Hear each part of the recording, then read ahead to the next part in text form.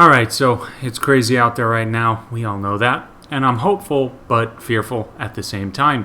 Hopeful because there are a lot of good ideas seriously gaining traction and becoming far louder than they've ever been because people want change. I like that. Change is needed, desperately. But it is a little bit less about what needs to be changed and more about what needs to be ended, what needs to be left in the dustbin of history. First and foremost, all victimless crimes need to be abolished, destroyed, ripped up. We need to be done with them.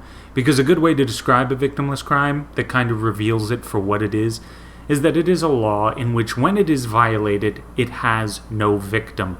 That should be nonsensical to everyone from the get-go. Support for any law like that should be unthinkable to a thinking person.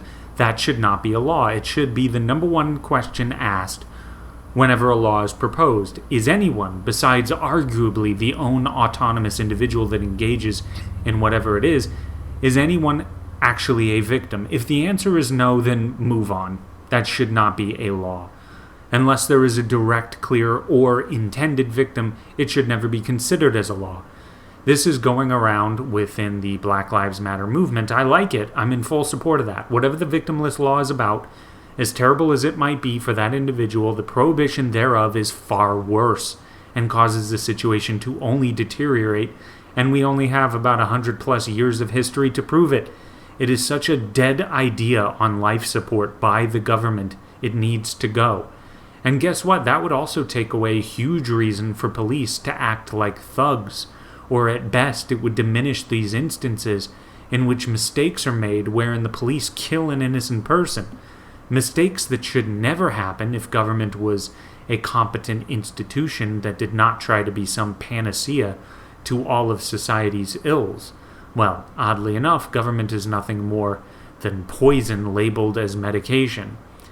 But okay, so another thing going around is ending qualified immunity for police. This should be a no-brainer, and it reminds me of Murray Rothbard in Anatomy of the State, in which he was ahead of the curve on this, saying quite plainly, you are not the government.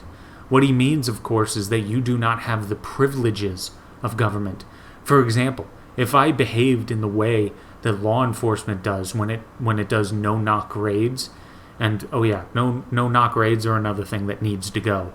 But when law enforcement kicks in doors, shoots dogs, then throws people into cages over things that have no victim, if I did that as an ordinary citizen, I would correctly be looked at as a pure psychopath, a pure sociopath, a purely insane person that has lost his mind. But police, well, they're given a pass. Or they are actively even rooted for. This is incoherence defined. Now, when the police finally reach a certain point and people get pissed because they're acting like stormtroopers, they may be tried, and very often, not all the time, but very often they receive a disturbing amount of leniency because they are in law enforcement. They have this immunity privilege. This has to go. Remember that rule of law thing? The whole idea the government shouldn't be given special privileges? It's sad in 2020 that we still haven't gotten it. And this leads me to the next point that I think Jo Jorgensen, the presidential candidate for the Libertarian Party, I don't know if she came up with it, but she was the first person I heard to suggest it, which is forcing police to have liability insurance. They do something needlessly violent, they pay more money. Bad cops will quickly become far too much of an expense. And also police unions won't want to keep them on either. So these are all good ideas that are going around that I hope to have happen and soon. But like I said at the beginning, I'm a bit fearful too because you have a large group of people who are protesting that say openly that they also want the state to control and provide nearly everything for them. Economic justice, they call it. You are trading one vial of poison for another. If you notice what I've said so far, everything has to do with incompetence, corruption, and inefficiency on the part of government. It should be clear that the push should be for government to be diminished. Get it out of your lives.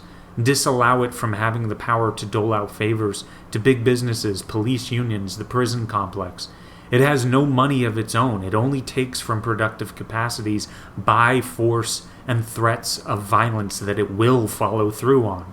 It has little to no incentive to be reasonable, responsible, or fair, or just. And that doesn't just have to do with laws on how we have to behave, it's also how they treat small businesses and people who might want to make something of themselves in this life.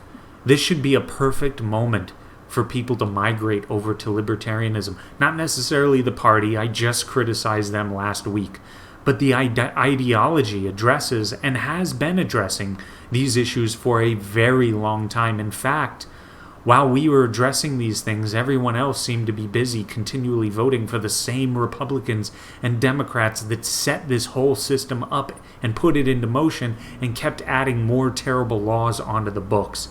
And I was one of them, by the way. I've said before, I was a 2004 Bush-supporting conservative Republican. I can admit it. But hopefully at least some of these protesters realize that the state is not the answer to the questions that they're asking. But anyway, that's it for now. Like, subscribe, and share this video, and take it easy.